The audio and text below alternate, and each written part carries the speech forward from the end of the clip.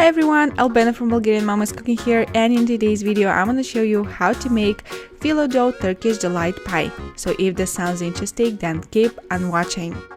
First I'm going to slice up the Turkish delight, and here you can go for smaller or larger pieces. And again, there will be also a list of ingredients and their proportions in description underneath this video, so be sure to check it out. I'm also gonna grind the zest of this large lemon, and be sure to save the lemon because you will need it for the syrup. And then I'm gonna start putting together the mixture for in between the Phyllo dough layers. Now you can definitely do that by hand. You can also use a hand mixer. You don't have to use a stand mixer for this purpose. However, if you have one, it's just easier. So in my mixing bowl, I'm combining some maple syrup and some eggs. However, if you prefer to use agave or honey or even sugar for this recipe, you can. I'm adding some milk as well, and of course a little tiny bit of vanilla flavor. I'll mix it up at medium speed, and then I will add the flour with the baking powder. I'll mix it again just until combined and it's done. And here is the consistency you're looking for. Be sure that you do not add too much flour. I crushed the walnuts right here. However, if you prefer to use something else like almonds or hazelnut, then you can. The last thing that I'm gonna do before starting to put this dessert together is to thinly slice the Phyllo dough layers. Now I do have this pack, only one of Phyllo dough layers, and I will roll it up just like I'm showing in the video, and then with a very sharp knife I will thinly slice it. Also, be sure that the Phyllo dough that you're using, it is on room temperature. To do that, just take out the Phyllo dough of the freezer because you're most likely going to get it from the store, unless you're making it yourself at home. And if you do that, then that's fine. But if you buy it from the store, it's most likely going to be frozen. So be sure to let it toughen on room temperature for at least half an hour. So here's how I'm gonna put this dessert together.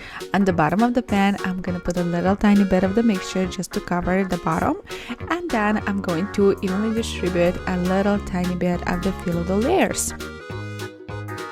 Just be sure not to add too much Phyllo dough. And then I'm gonna follow with the Turkish delight. I'm also adding a little bit of the walnuts, and again I'll put the mixture and then the Phyllo dough, and you have to finish the dessert with the Phyllo dough.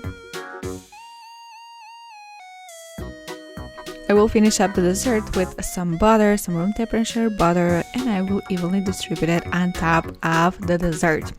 And then I will preheat my oven at 350 by Fahrenheit, and I'm going to bake this pie for about 40 to 45 minutes or until it reaches this beautiful golden brown color.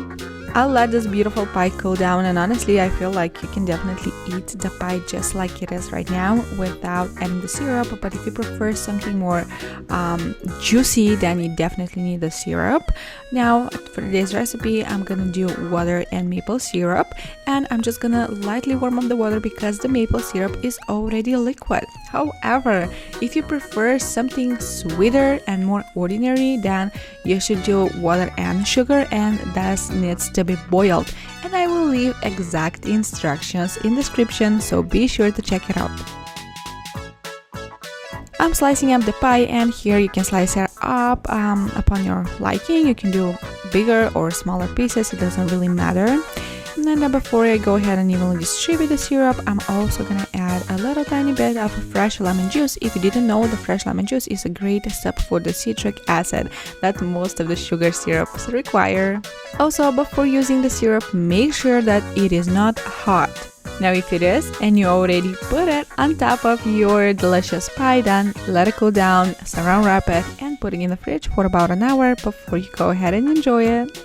That was it for today's video, you guys. Thank you for watching and supporting Bulgarian Mama's Cooking. If you loved this recipe, be sure to give it a big thumbs up. If you go ahead and give it a try, I will love to know about your experience in the comment section, so be sure to come back in this video and leave me a comment.